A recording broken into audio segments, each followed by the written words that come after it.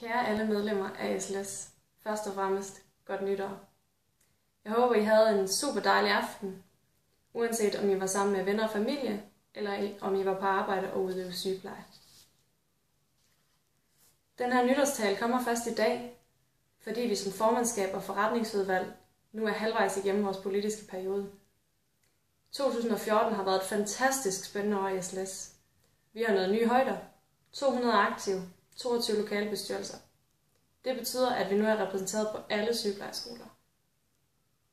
For os betyder det rigtig meget, at vi er til stede lokalt. Det er nemmere for os at komme i kontakt med dig som medlem, og vores indsatsområder bliver integreret i dagligdagen.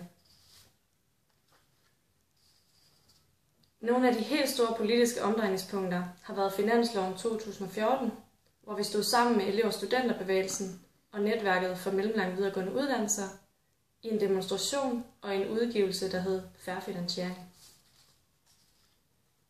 Derudover blev fremsynsprocessen sat i gang, og med det følger en revidering af 9 sundhedsuddannelser, herunder også sygeplejereuddannelsen. Som formand for SLS sidder jeg på vegne af alle de studerende på sundhedsuddannelserne med i styregruppen i Uddannelses- og Forskningsministeriet. I processen skal besluttes en ny struktur for uddannelserne, og nye bekendtgørelser skal træde i kraft i august 2016.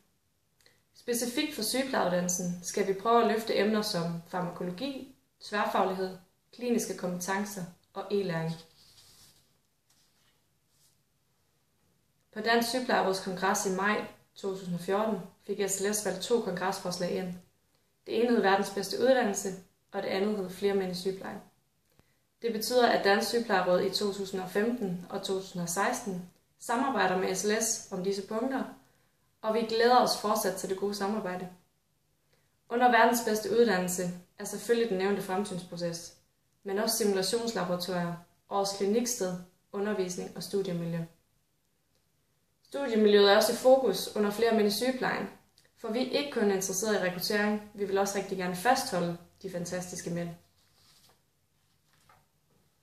Og 2014 var også året, hvor SLS satte gang i en stor strukturdebat, fordi vi er blevet så store, som vi er. Vi har haft møder med Dansk Sygeplejeråds formandskab i forhold til at finde ud af, hvordan SLS fremadrettet skal organiseres, og hvad vi kan gøre for at effektivisere vores arbejdsgange. Også i vores egen nationale bestyrelse har disse strukturændringer fået meget opmærksomhed. Og selvom det er en udfordring at være mellem 45 og 52 til et nationalt bestyrelsesmøde, så er det også et luksusproblem. I SLS har vi de mest fantastiske frivillige mennesker, som hver dag kæmper for medlemmernes rettigheder og vilkår. Udover privatlivet og studiet, bruger de også masser af tid på at gå til møder, til at opkvalificere sig og sige deres mening til gavn for alle sygeplejestuderende i Danmark. En kæmpe tak for det store engagement skal lyde til alle SLS-aktive. I 2015 agter vi at fortsætte arbejdet med kongresforslagene. Vi skal blandt andet besøge kaserner og gymnasier for at rekruttere flere mænd til faget. Derudover fortsætter møderne i Uddannelses- og Forskningsministeriet, og vi vil fortsat have et tæt samarbejde med elev- og studenterbevægelsen. Tusind tak til alle samarbejdspartnere for et godt 2014. Tak til SLS'erne og til forretningsudvalget. I har gjort det fantastisk. Vi glæder os til spændende 2015. Løn efter kompetence.